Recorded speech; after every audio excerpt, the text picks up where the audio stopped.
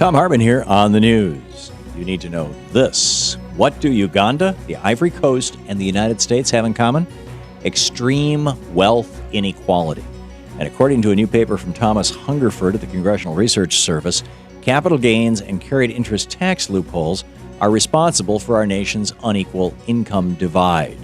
Capital gains and investment income used to be taxed like regular income, but they were lowered once in 1996 and again by the Bush tax cuts. Over the last decade, those tax loopholes allowed the rich to gain massive amounts of wealth and led to an extreme increase of wealth inequality in our nation.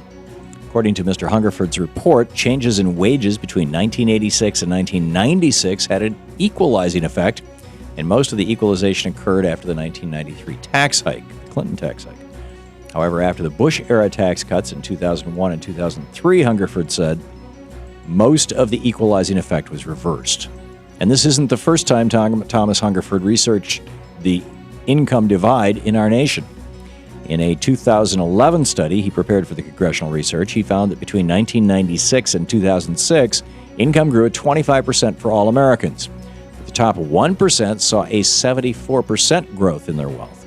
So thanks to big tax breaks, the rich are getting richer and the poor are getting poorer. It's time to make the rich pay their fair share. Restore the pre-1996 capital gains tax rate for the sake of wealth fairness. Let's stop helping the people who make money with money and reward the real job creators in our country, the working people. In Screwed News, a week before BP's civil trial for the 2010 Gulf oil disaster, a district judge in New Orleans just reduced that company's liability by $3.4 billion. That means BP will not be liable for the full $21 billion in fines for dumping millions of gallons of oil into the Gulf, and now the company faces a maximum liability of only $17.6 billion. That's less than the oil giant made in 2012 alone, when they raked in profits of over $25 billion. According to District Judge Carl Barbier, the 800,000 barrels of oil captured at the site of the broken well, quote, never came into contact with any ambient seawater and was not released into the environment in any way, end quote. BP is also fighting the federal government's oil spill estimate, saying the number of barrels released is 20% too high. It's hard to understand how BP will dispute the government's estimate of oil released, given the toxic dispersants were used to dilute oil spewing from the undersea well. Fact is, the dollar amount of BP's fines is irrelevant. No amount of money can cover the monumental damage done to the Gulf. There's no dollar amount that brings back the 11 workers killed in the Deepwater Horizon. We should give BP the corporate death penalty by revoking their right to do business in our nation. In the best of the rest of the news, 1 million low-income Floridians will have health insurance soon. In a complete reversal of his opposition, Republican Governor Rick Scott announced yesterday that he'll accept Obamacare funding to expand Medicaid in his state. Previously, he tried to block Medicaid expansion, citing figures that inflated the cost of the program by $2,500. While the expansion is great news for low-income residents in Florida, it's also a huge giveaway to the for-profit insurance companies. Governor Scott only accepted the plan after securing a waiver so he could hand over control of the program to private insurers. Remember, this is the same Rick Scott who ran Columbia HCA when that company was found guilty of the largest Medicare fraud scam in U.S. history. And now we're letting him hand Medicaid over to his corporate buddies? Hopefully the Department of Justice will be keeping a close eye on this program. When you hear biology class, you'd think kids would be learning about science, right?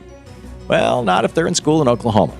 A new ALEC-sponsored academic freedom bill in that state would ban teachers from penalizing students who turn in papers that attempt to debunk evolution or debunk climate change. And ALEC is behind similar legislation being considered in Colorado and Arizona as well. According to Mother Jones, Oklahoma's HB 1674 is the latest in an ongoing series of academic freedom bills aimed at watering down the teaching of science on highly charged topics. Republican State Representative Gus Blackwell, who spent 20 years working for the Baptist General Convention of Oklahoma, says he introduced the bill because, quote, there are teachers and students who may be afraid of going against what they see in their textbooks, end quote. You think?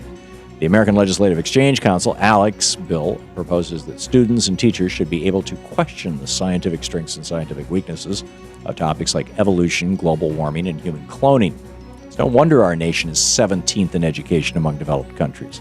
Perhaps Mr. Blackwell should go back to work in religious organizations and let teachers decide what constitutes actual teaching. And finally, when did Mitch McConnell start caring about Gitmo prisoners?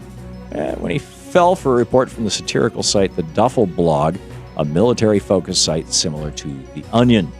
Wired magazine reports the Senate Minority Leader's office asked the Pentagon why the Obama administration was preparing to give GI Bill benefits to Guantanamo Bay detainees, a question McConnell received in a letter from one of his constituents. The satirical post quoted a fake Pentagon spokesman saying, "By allowing the detainees to use the Department of Veteran Affairs, we hope to completely crush their souls with bureaucracy." Right. Apparently someone in Kentucky didn't get the joke. For senators like Mitch McConnell, it's not hard to imagine how someone could consider the Senate's bureaucracy a form of torture. And that's the way it is today, Thursday, February 21st, 2013. I'm Thom Hartmann on the news.